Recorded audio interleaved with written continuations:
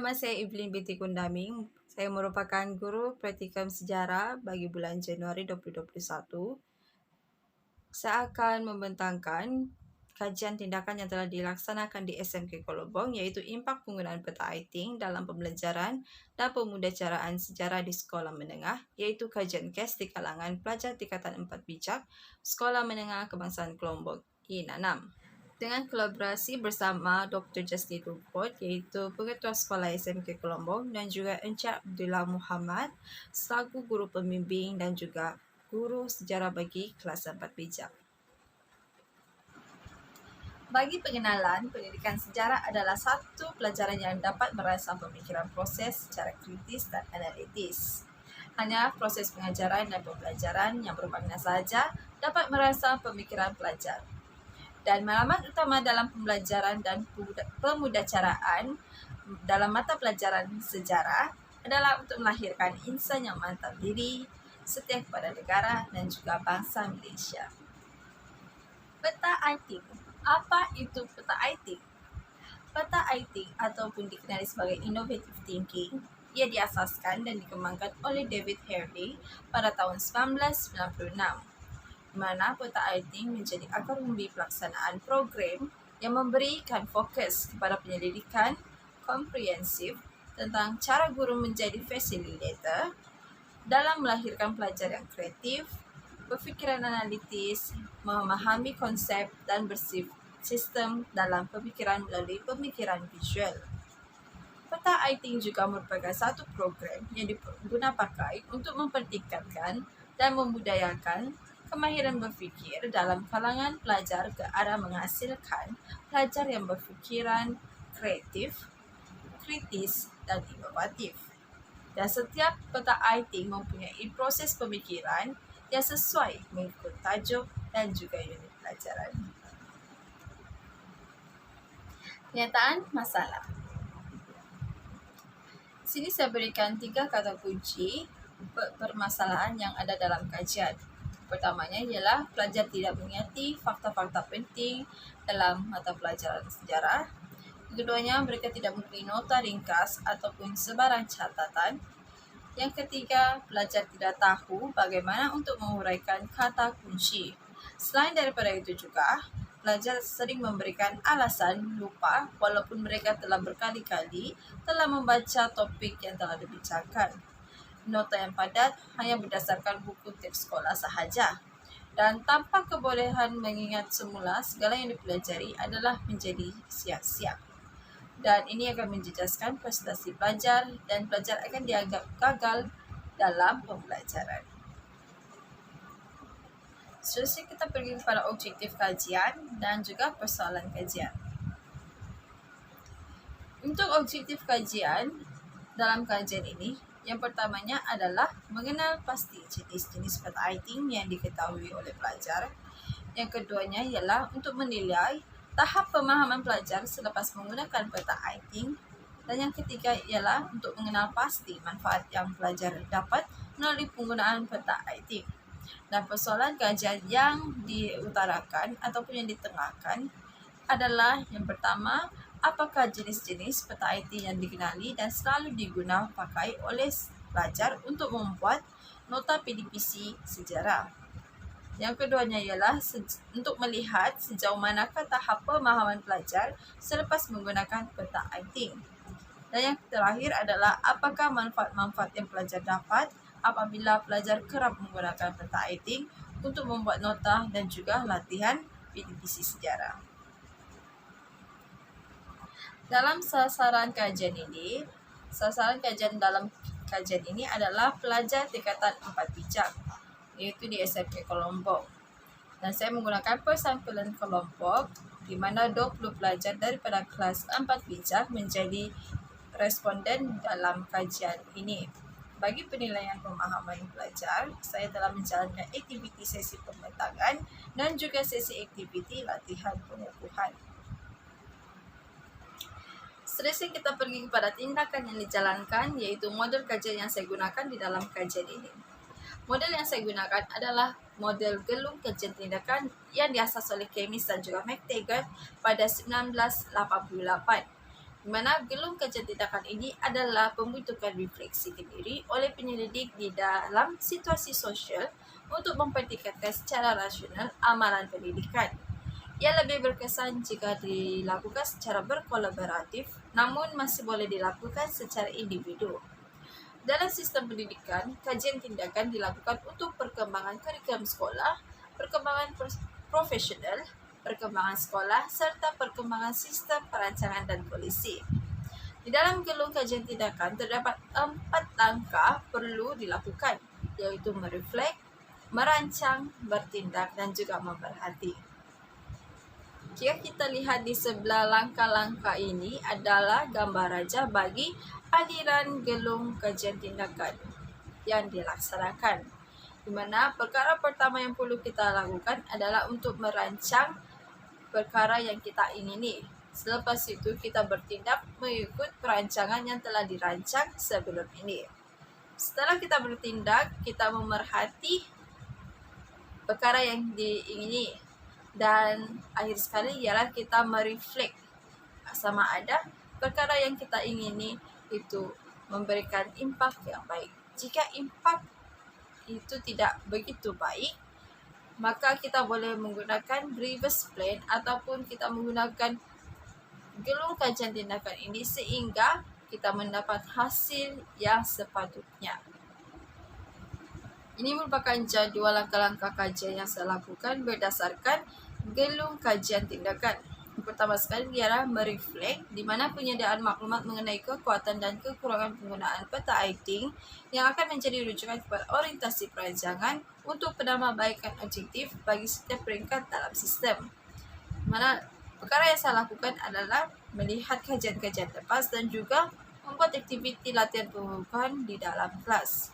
Seterusnya ialah merancang, di mana maklumat berkaitan dengan kekuatan dan juga kelemahan dalam aspek pembinaan kajian yang akan dipilih dan distrukturkan bagi mencapai objektif yang ditetapkan. Perkara yang dilakukan adalah pengumpulan soal selidik dan temubual terhadap pelajar mengenai pengetahuan pelajar mengenai jenis-jenis peta ITING dan juga manfaat yang pelajar dapat apabila menggunakan peta ITING dalam PDPC sejarah.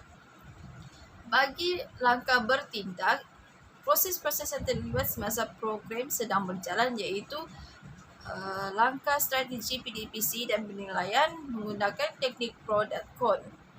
Bagi memerhati adalah penghasilan program yang telah dijalankan oleh pengkaji, di mana saya menilai tahap keberkesanan penggunaan peta ITING dalam PDPC sejarah, di mana melihat perubahan pemahaman pelajar mengenai topik yang dibincangkan. Selain daripada itu, saya juga menggunakan kaedah kuantitatif dan juga kaedah kualitatif. Untuk kaedah kuantitatif, saya telah menyediakan boran soal selidik dan diedarkan pada 10 Mei 2021 dengan menggunakan persentulan kelompok sebabkan menghadapi kesulitan seperti sukar mendapatkan sedara populasi atau tiada peruntukan untuk pergi ke semua lokasi kajian. Di mana saya memilih satu kelas tingkatan 4 iaitu kelas 4 bijak yang mempunyai 20 pelajar telah menjadi responden pada kajian ini. Untuk pengalasian dan juga penilaian, ia dilakukan dengan menggunakan teknik Pratus, jadual, graf dan juga carta. Manakala bagi soalan berbentuk skala Likert 5 aras dalam bola soal selidik, skor ditentukan berdasarkan jumlah min. Semakin rendah nilai sesuatu min, semakin rendah tahap pengetahuan dan keberkesanan pernyataan yang dipilih.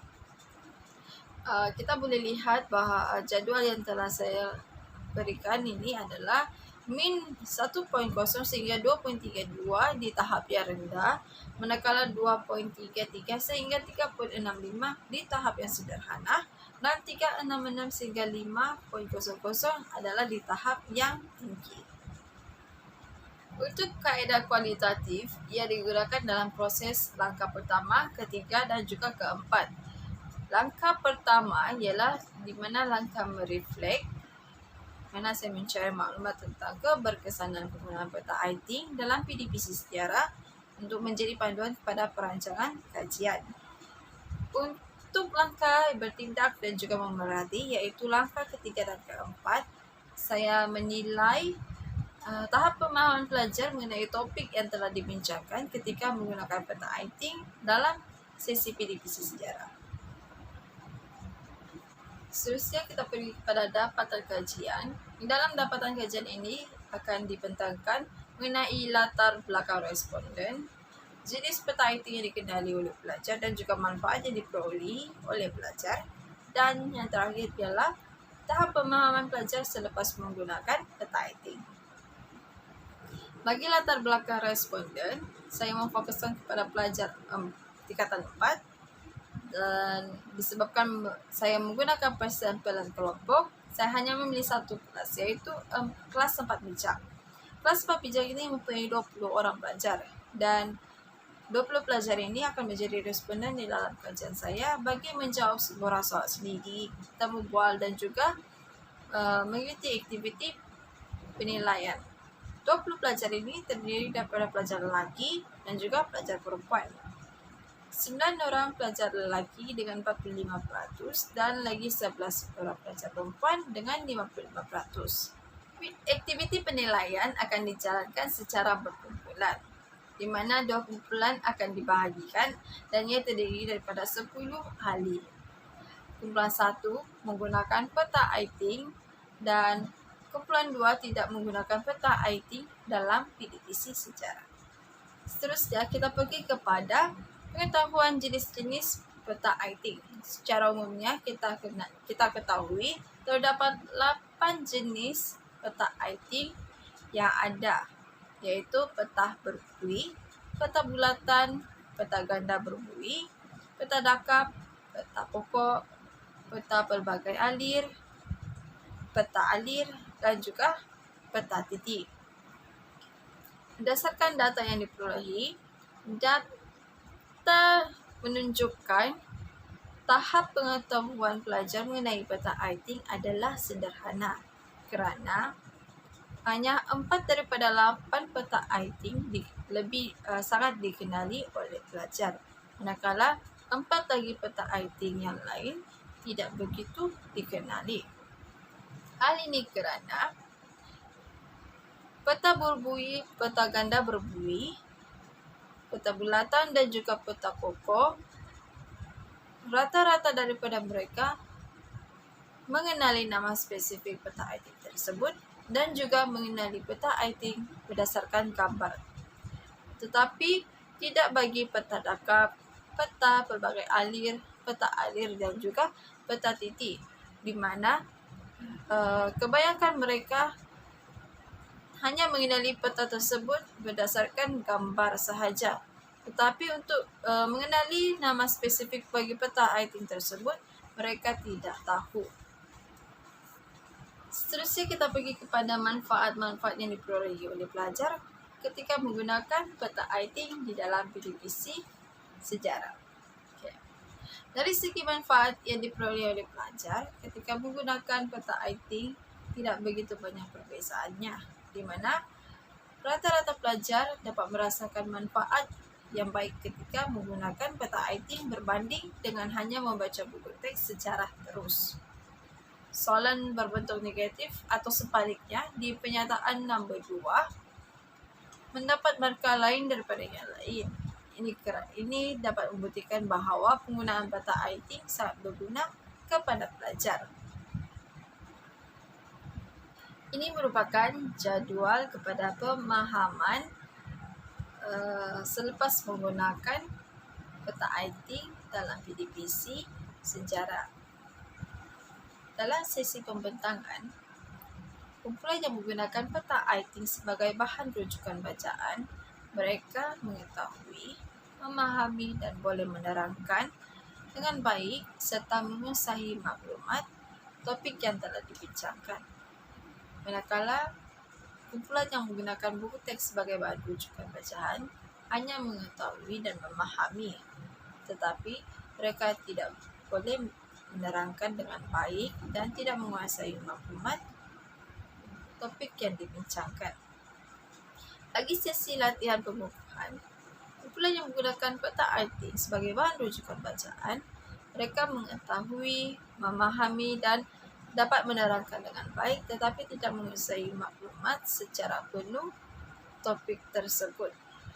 Dan bagi kumpulan yang menggunakan buku teks sebagai bahan rujukan bacaan, mereka hanya mengetahui soalan tetapi tidak memahami dan tidak dapat menerangkan serta tidak menguasai maklumat dengan baik.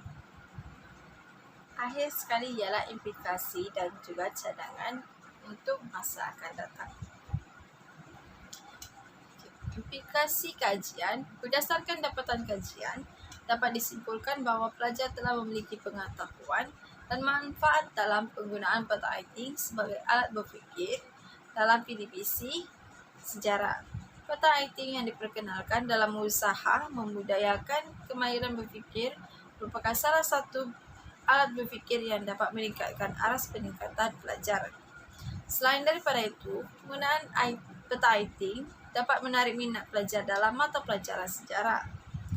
Di samping itu, penggunaan peta writing dapat meningkatkan daya ingatan pelajar dan seterusnya memudahkan pelajar untuk memahami dan menghuraikan fakta-fakta sejarah dengan lebih cepat dan tepat. Dalam kata lain, penggunaan peta writing adalah salah satu kaedah pengajaran yang menarik dan efektif serta berkesan bagi melahirkan para pelajar yang berwawasan dan berdaya saing pada masa akan datang. Cadangan tindakan susulan.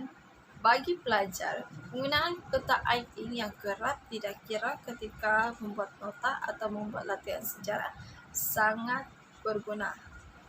Manakala bagi guru-guru, pertandingan membuat peta writing dalam kelas boleh memotivasikan pelajar.